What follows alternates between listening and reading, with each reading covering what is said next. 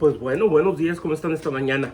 Vamos a comenzar. Yo le doy las gracias, la bienvenida a cada uno de ustedes que nos están mirando, que tienen la gentileza con nosotros de mirarnos el día de hoy. Gracias en este día, 5 de julio del año 2020. Muchísimas gracias que nos están acompañando, muchísimas gracias que nos ven. Donde quiera que nos esté mirando, ya sea de mañana, de tarde o de noche. Muchísimas gracias una vez más, su servidor, el pastor Francisco Vázquez, la iglesia Jesús el Buen Pastor de la ciudad de Bakersfield, California. Bueno, pues qué semana, ¿verdad? Qué semana, una semana más. Continuamos en esta temporada de pandemia aquí en California, con las nuevas restricciones una vez más, con los nuevos brotes de pandemia una vez más, no tan solo en el estado, sino en el país.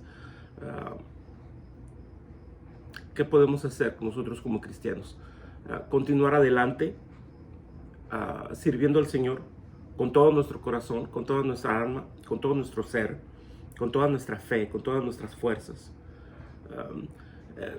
En oración, continuemos orando por los enfermos, sanación, que el Señor ha sanado. A lo mejor no lo escuchamos, a lo mejor no lo muestran, a lo mejor no lo miramos en las noticias, pero miles de personas que se han enfermado de este virus han sanado y están bien, gracias a Dios. Han superado esta prueba, esta tribulación. Por los que están enfermos, por los que han perdido a alguien, a un ser querido, nuestros pésames, nuestro amor, nuestro cariño, nuestras oraciones están con ustedes. Pero si hemos aprendido algo a través de esta tribulación en este año 2020 y las otras por las cuales hemos estado pasando y pasaremos, es que tenemos que continuar adelante. Dice el apóstol Pablo que él prosigue hacia la meta final, que él continúa hacia adelante, ¿sí? Que nosotros como cristianos tenemos que continuar nuestras vidas de servicio al Señor a través de las circunstancias, pero por lo mismo, porque estamos sirviendo a Dios y porque somos lo que somos, hijos de Dios, tenemos que perseverar con fe, tenemos que perseverar con gozo y alegría, mantenernos en una dirección hacia adelante, aprendiendo de lo que el Señor nos muestra, pero con fe, continuando hacia adelante. Esa es mi oración el día de hoy. Vamos a orar esta mañana. Vamos a estar enseñando en la primera carta de los Tesalonicenses, capítulo 1, el versículo 9 y el versículo 10. Perdón, saludé, con permiso. Un rico cafecito con canela para ayudar con la garganta. Tuvimos una semana muy pesada, con mucho trabajo, aquí en nuestro trabajo, ¿verdad? En nuestro trabajo secular, pero también en la iglesia. Un evento muy importante durante la temporada de 4 de julio, que nosotros tenemos una manera para ayudar a nuestros ministerios de la escuela. Es la venta de fuegos artificiales o pirotécnicos, como se les llama en algunas partes, que créanme, es muy popular, es muy popular aquí en Estados Unidos. Le doy gracias a Dios, nos fue muy bien, nos fue mejor que en todos los demás años que hemos hecho esto. También le doy gracias a Dios porque por el trabajo, por el tiempo, por la dedicación de su pueblo, de nuestra iglesia, de nuestro ministerio. Le doy gracias a todos los hermanos de las otras iglesias que promovieron nuestro evento, a los que vinieron, a comprar también, y yo les doy muchas gracias por eso. La ganancia de este evento, pues bueno, es para nuestros ministerios de jóvenes, para nuestra delegación que vamos a tener, que vamos a mandar el año que entra a la reunión nacional en el mes de julio. Todavía no se sabe muy bien dónde va a ser, por cierto, pero parece que probablemente va a ser en la ciudad en Memphis, Tennessee. Así que esta venta pues nos va a ayudar a nosotros para pagar, a solventar algunos de los gastos. el lindo gatito, ¿verdad? Que quiere estar aquí con uno. Pero bueno, estamos en la casa de ustedes. Estamos aquí en la casa de ustedes. Estamos aquí en la oficina de la casa, transmitiendo para ustedes. Ese es uno de los muchos motivos. También las restricciones que tenemos en la iglesia. Bueno, no solamente en la iglesia, sino todo en el estado. Es uno de los motivos por los cuales me estoy haciendo este programa desde aquí, desde la casa de ustedes.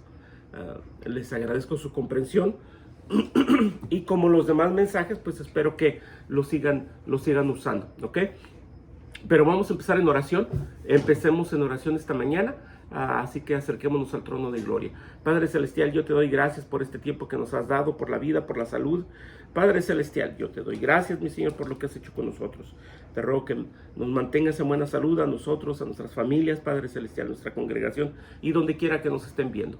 Te doy gracias por quién eres, por lo que has hecho por nosotros y te doy gracias por tu santa palabra. Te ruego que bendigas este mensaje y te pido, Padre Celestial, si hay alguna persona que no tiene esperanza, si hay alguna persona que está a punto de rendirse, Padre Celestial, que estudiando, viendo y escuchando tu santa palabra, el poder del Espíritu Santo les dé fuerzas una vez más para continuar esta carrera. Te doy gracias por todo esto. En nombre de nuestro Señor Jesucristo. Amén. Muchísimas gracias. Bueno, vamos a la primera carta de los Tesalonicenses, capítulo 1, en el versículo 9 y 10. Continuamos. Si usted ha visto conmigo, nos ha hecho la gentileza de estar estudiando con nosotros la palabra de Dios. Estamos en esta serie que se llama las señales de la fe, que son 3 señales que nos enseña la palabra de Dios aquí. 3 señales de la fe, 3 señales que muestran que un cristiano, es verdaderamente cristiano. La palabra de Dios nos dice aquí en Tesalonicenses, una vez más, siempre recordando el contexto histórico, geográfico de este tiempo en el cual fue escrita esta carta a los tesalonicenses, pues vemos que nosotros sabemos que es uno de los documentos más tempranos de la historia de la iglesia cristiana, probablemente en el año 50 o 51, juntamente con la carta, con el libro de Santiago, que es del 48 al 49 probablemente. Y estamos viendo aquí nosotros la santa doctrina desde sus principios, cómo fue enseñada, cómo fue recogida y cómo fue mantenida en las primeras iglesias. Las tres señales de la fe cristiana, que es la fe, el amor, el amor y la esperanza, como dice el apóstol Pablo, que nos dice el apóstol Pablo, no solamente aquí, sino en otras de sus epístolas también, pero en esta carta personal, que recordemos que no era una epístola, sino una carta directa personal a esta iglesia, pero que podemos ver ya el principio de cómo se dirigía el apóstol Pablo a las congregaciones y cómo se va a dirigir a ellas en las epístolas siguientes.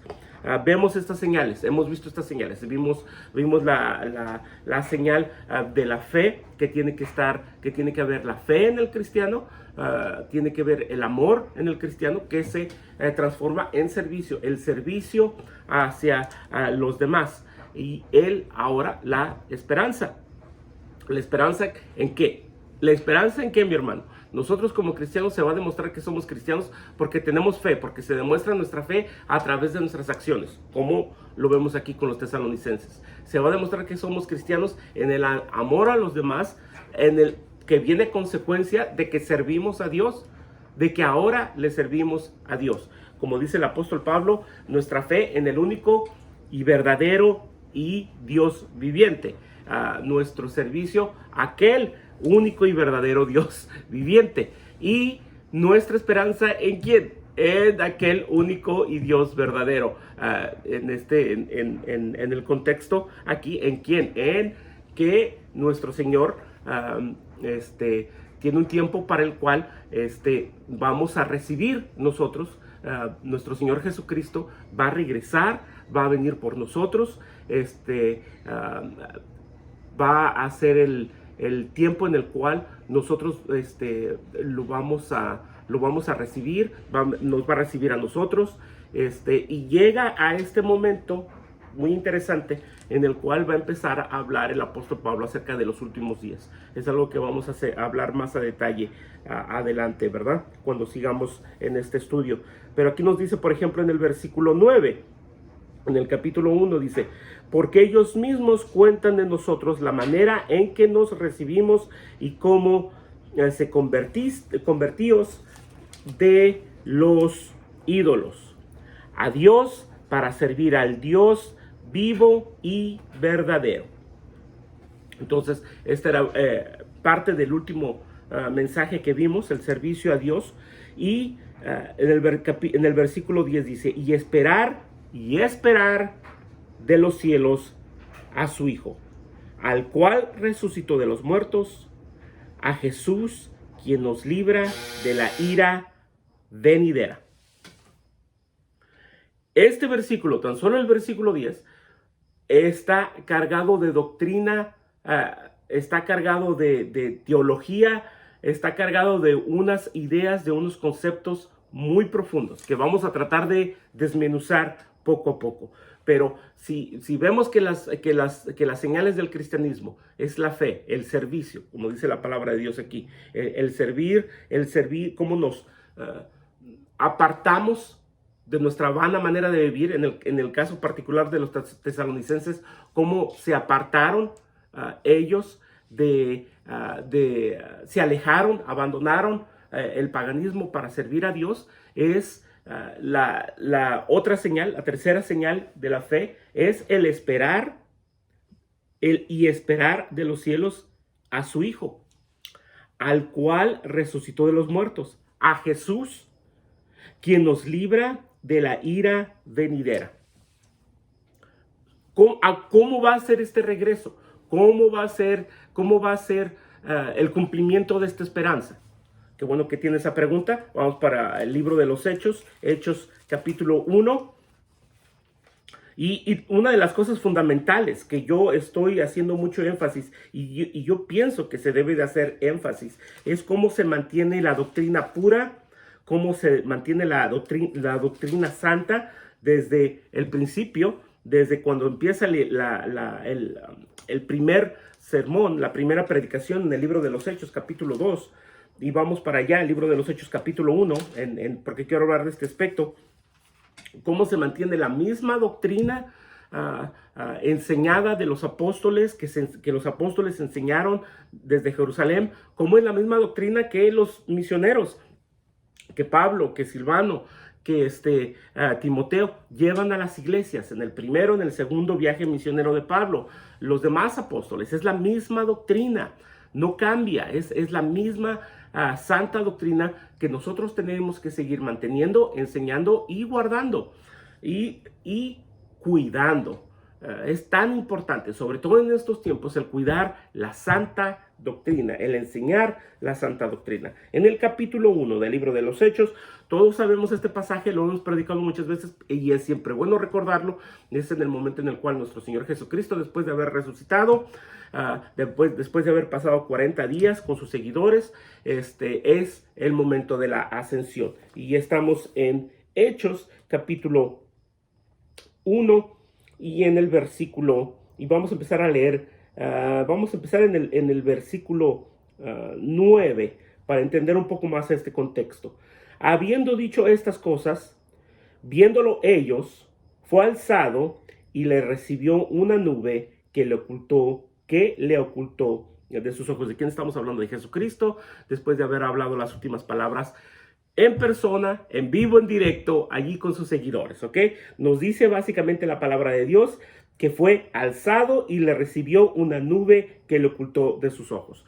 No estamos hablando de un lenguaje simbólico, es literal. Mucha atención, es literal. La Biblia hay una manera, hay una forma en la cual la Biblia se tiene que estudiar, se tiene que predicar, se tiene que enseñar. Hay una ciencia que nos enseña a nosotros cómo entender la palabra de Dios, cómo estudiar la palabra de Dios y cómo enseñarla. Y uno de los principios de esta ciencia, de la teología y de la interpretación bíblica, es de que cuando llegamos a un pasaje que está hablando de algo literal, se tiene que enseñar de una manera literal. O cuando llegamos a un pasaje que está hablando en un lenguaje simbólico, se tiene que enseñar así. Pero estamos hablando de un lenguaje literal aquí. No fue simbólico que resucitó. Resucitó físicamente. Eso no hay ninguna duda. Eso no hay ninguna duda. Ningún maestro, ningún teólogo, ningún erudito bíblico serio va a enseñar algo distinto. A lo mejor algún falso profeta, a lo mejor una falsa religión, a lo mejor una secta enseñará que no resucitó nuestro Señor Jesucristo literalmente, o que simplemente fue, o que fue una resurrección espiritual nada más, o simbólica nada más. No, fue una resurrección física y literal. Y en este pasaje estamos hablando de cosas físicas literales. Entonces, si la palabra de Dios nos dice aquí en el versículo 9 que Él ascendió físicamente, es la manera en que esta pasó. Y habiendo dicho estas cosas, viéndolo ellos, fue alzado y le recibió una nube que le ocultó de sus ojos. Y estando ellos con los ojos puestos en el cielo, entre tanto que él, de quien estamos hablando, nuestro Señor Jesucristo, se iba, he aquí se pusieron junto a ellos dos varones con vestiduras blancas, los cuales también les dijeron: varones Galileos, ¿por qué estáis mirando al cielo? Este mismo Jesús que ha sido tomado de vosotros al cielo, así vendrá como le habéis visto ir al cielo. No hay vuelta de hoja. No empecemos con esto de que no, pues en realidad no quería decir esto la palabra de Dios, y en realidad quiere decir esto, y no fue literal, y es simbólico, y físicamente cómo se va a ir al cielo. Pues físicamente cómo resucitó de entre los muertos. Si tenemos un problema entendiendo y aprendiendo o comprendiendo que Dios puede levantar a su Hijo Jesucristo literalmente y físicamente y llevárselo al cielo, entonces si tenemos un problema con eso, no tenemos un problema con la resurrección o con cualquier otro milagro que es algo en sí, algo sobrenatural, que va en contra de las leyes físicas. Si tenemos un problema con esto, créanme, tenemos un problema con muchas otras cosas. Y si tenemos un problema con la interpretación literal de la Biblia y las enseñanzas literales de la Biblia, entonces tenemos un problema muy grande. Pero si la palabra de Dios nos dice que así fue, que así se fue, que literalmente se fue, ¿cuál? Jesucristo, después de su resurrección, así fue, es un hecho, es un hecho. Cuando nuestro Señor Jesucristo regrese, va a regresar de la misma manera. No es idea mía ni opinión mía, sino porque la palabra de Dios me lo ha dicho. Estos mensajeros, estos ángeles mandados por el Señor, que nos está diciendo la manera en la cual va a regresar Jesucristo. Ahora, el tiempo en el cual, el día y la hora en el cual Él va a regresar, créanme, se ha escrito bastante, se ha debatido bastante en los últimos 2000 años, y es un tema que vamos a seguir estudiando y vamos a seguir debatiendo hasta que Él regrese. Y déjele digo esto, el hecho de que Él va a regresar es verdadero, es un hecho, una vez más, no basado en nosotros, sino basado en lo que nos dice la palabra de Dios. Es la doctrina enseñada a las primeras iglesias de parte de estos seguidores de Jesucristo. Así como ellos aprendieron esta doctrina de parte de Jesucristo, de Dios, a través del Espíritu Santo, a través de mensajeros, a través de lo que hizo el Espíritu Santo en ellos, lo que se les enseñó, lo que ellos aprendieron, antes con Jesucristo en los evangelios, después con el Espíritu Santo en el libro de los Hechos, es la misma santa doctrina que enseñan a las primeras iglesias. No hay cambio, no hay alteración, no hay un adulterio de las doctrinas. No es una invención que vino años después. Aquí podemos ver que es la misma santa, pura doctrina. No fue adulterada ni contaminada. No son agregaciones, no son invenciones como muchos dicen. No son invenciones de grupos que vinieron después a través de los siglos. ¿Sí? No fueron agregaciones de parte de la Iglesia Católica o algo más. Esto pasó antes de que la Iglesia Católica fuera romana. ¿Sí? Entonces, esta es sana y pura doctrina. Si no está de acuerdo con esto, si no le parece esto, si esto no encuadra con su manera de enseñar o su manera de enseñar los últimos días, no es culpa de uno. Usted llévele ese problema a Dios. Pero hay muchas personas que tienen este problema y tienen esta muy mala maña de que ellos llegan a las escrituras con una idea ya preconcebida de lo que es, de lo que ellos creen. Y como mula de arriero, se lo digo así, no cambian. No cambian. Llegan con una idea y agarran la palabra de Dios y lo miran como un menú de un restaurante. Pues me gusta esto, me gusta lo otro, esto no me gusta, esto encaja en lo que yo creo. Deja, tomo este versículo de aquí y este versículo de acá, este versículo de acá, lo pongo todo junto y así voy a enseñar mi doctrina. Así no es. Si a usted, y esto va para los falsos profetas y herejes, que hay muchos, va a haber desde este tiempo de los tesalonicenses hasta ahora y va a seguir habiendo hasta que regrese nuestro Señor Jesucristo y los juzgue. ¿Ok? Y entonces arreglen cuentas. Y la palabra de Dios nos dice cuál es su destino. Pero hay muchos herejes, hay muchos falsos profetas que enseñan esto. Es la manera en la cual ellos enseñan. Llegan con una idea preconcebida y empiezan a quitarle versículos y acomodarlos y le dicen, mire, es lo que dice la Biblia. ¿Usted está leyendo esto? No, pues no es así, mire. Yo tengo mucho tiempo de estar estudiando la palabra de Dios. Yo tengo 30 años de estar estudiando la palabra de Dios. Yo tengo 40 años de estar estudiando la palabra de Dios, le dicen ustedes. ¿Y eso qué? Díganme. Déjenle digo, hay una historia muy interesante. Sería bueno que lo miráramos de vez en cuando. Es el encuentro de nuestro Señor Jesucristo con Nicodemo. Que la palabra de Dios, que Nicodemo, dice la palabra de Dios en San Juan capítulo 3, que Nicodemo era un principal entre los fariseos. Estudiamos un poquito más y nos vamos a dar cuenta que era miembro del Sanhedrín, que era un patriarca, que era una persona de mucha importancia, que era un maestro de la ley. Esto quería decir que era una persona de más de 60 años, si era miembro del Sanhedrín. Esto quiere decir que era un patriarca. Esto quiere decir que, como todo buen judío que se dedica al estudio de la Santa Palabra, al estudio del Antiguo Testamento, esta persona estaba estudiando el Antiguo Testamento desde que era un niño. Nicodemo tenía por lo menos 50 años de estar estudiando la palabra de Dios. Dice la palabra de Dios, Jesucristo nos dice, le dice a Nicodemo, tú eres maestro de la ley, pero no sabes cómo ir al cielo, cómo ir al paraíso. Mi hermano, mis hermanos, no importa cuánto tiempo estemos estudiando la palabra de Dios. Lo que importa es qué es lo que nos ha enseñado la palabra de Dios y si estamos dispuestos con un corazón humilde a entenderlo. Déjale digo cuál es un problema muy grande. Un problema muy grande entre los cristianos es que parece que llegamos a un momento en el cual ya no estamos dispuestos a ser enseñados.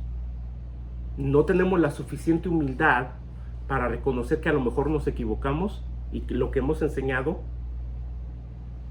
no porque la palabra esté mal, sino porque nuestra manera de entenderlo está mal, estamos equivocados y no lo queremos aceptar. Esta es la sana y pura doctrina. Y basado en esto, mire lo que le dice Pablo a los tesalonicenses: y esperar de los cielos a su Hijo, al cual resucitó de los muertos, a Jesús, quien nos libra de la ira venidera. Esta era una señal de los tesalonicenses, que ellos estaban esperando gozosamente el regreso de nuestro Señor Jesucristo, como usted y como yo debemos de estarlo haciendo. Esperar su regreso.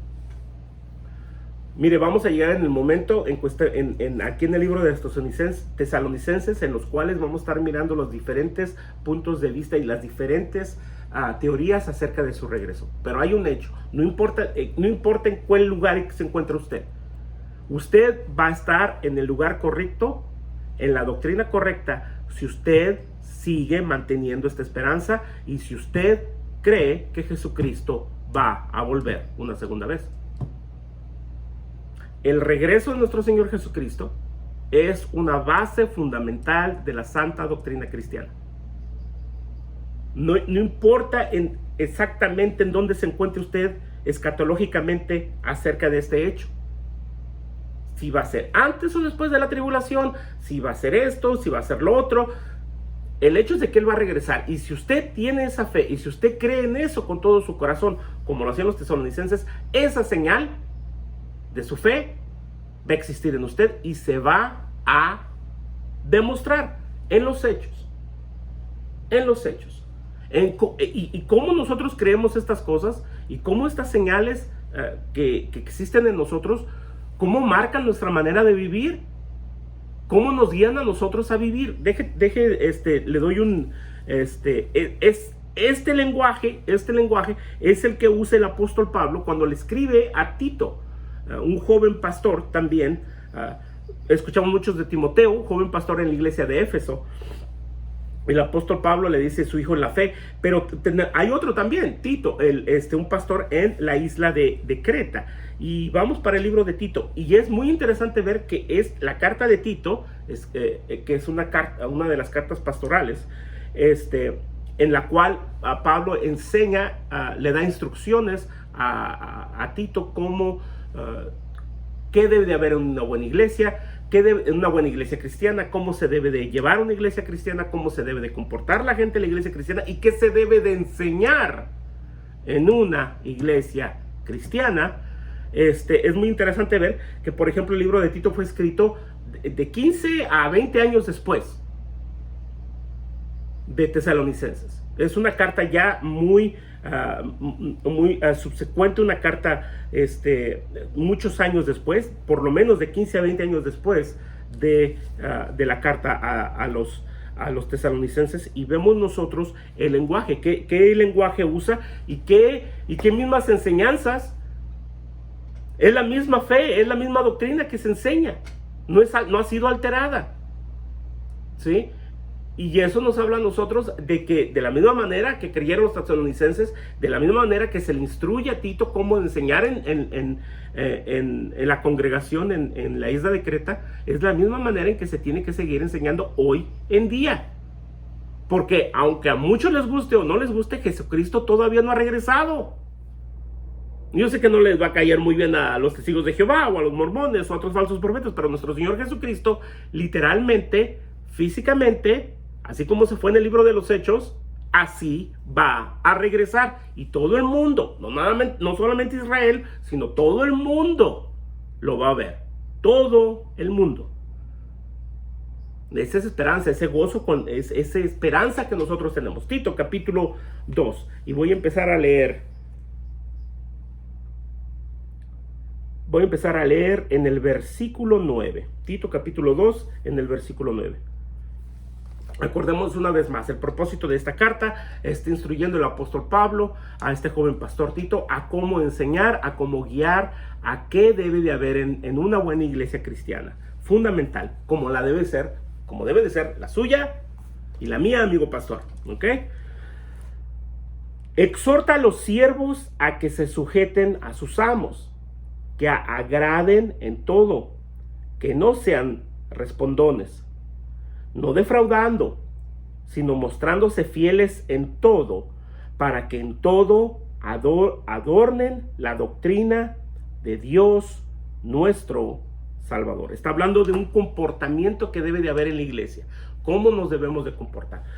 Yo entiendo que y usted entiende, espero que sí, que en el contexto histórico de aquel tiempo existía esto de los amos y de los siervos, pero lo podemos aplicar hoy en día a las personas con las cuales nosotros desempeñamos un trabajo.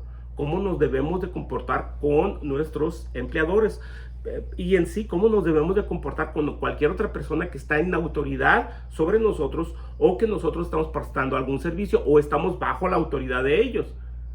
Nos tenemos que comportar de cierta manera para que al final de cuentas se den cuenta el amor, el respeto de que estamos hechos los cristianos y el amor y el respeto que hay en Cristo hacia los demás. Es por eso que a veces es difícil que mucha gente entienda por qué nosotros como cristianos no protestamos, no estamos en la calle protestando y quemando esto o quemando el otro, porque las personas que están en autoridad sobre nosotros nos dan ciertos designios. Por ejemplo, las restricciones hoy en día que nos afectan nuestras iglesias. Pues mire dónde estoy.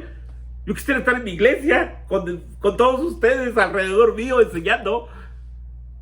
Pero nosotros entendemos que hay una emergencia. Nosotros entendemos que hay una crisis. Nosotros entendemos que hay una pandemia. y tenemos que someternos para demostrar el amor de Jesucristo, que incluso Él se sometió a las autoridades de su tiempo, que eran corruptas y perversas. ¿Sí? Corruptas y perversas, empezando desde Herodes y continuando con el emperador romano y todos los oficiales de su tiempo, que la gran mayoría eran corruptos y perversos, muy apartados de Dios. ¿Sí? ¿Por qué? Porque nuestro Señor Jesucristo trae este mensaje que transforma a las personas, que nos debe transformar a nosotros. ¿Sí? Gracias a Dios tenemos la libertad de, miren lo que estamos haciendo, de seguir enseñando y predicando la palabra de Dios. Entonces, a eso nos estamos refiriendo. Tiene que haber un comportamiento. El cristiano se tiene que comportar de una manera diferente a los demás. Tenemos que ser diferentes, porque estamos representando al único y verdadero Dios. Versículo 11. Porque la gracia de Dios se ha manifestado para salvación a todos los hombres. Versículo 12. Dice, enseñándonos que renunciando a la impiedad y a los deseos mundanos, vivamos en este siglo sobria, justa y piadosamente. Cuando vemos la palabra siglo, se refiere a esta era, a esta época en la cual estamos viviendo ahora. ¿Cómo tenemos que vivir? Tenemos que vivir de una manera sobria, tenemos que vivir de una manera justa y piadosamente. Versículo 13.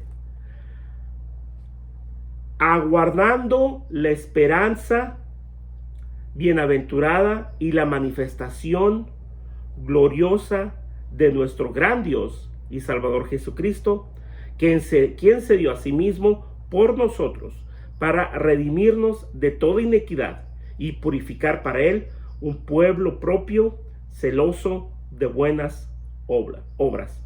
Ponga atención en el versículo 15. Esto habla y exhorta y reprende con toda autoridad. Nadie te menosprecie. Esto habla, exhorta y reprende. Esto se tenía que enseñar. Este cambio en la manera de ser, que teníamos que ser diferentes, que teníamos que ser respetuosos de las autoridades, que teníamos que vivir de una manera justa, piadosa, que teníamos que vivir de una manera sobria, que teníamos que vivir aguardando la esperanza, la bienaventurada y la manifestación gloriosa de nuestro gran Dios y Salvador Jesucristo.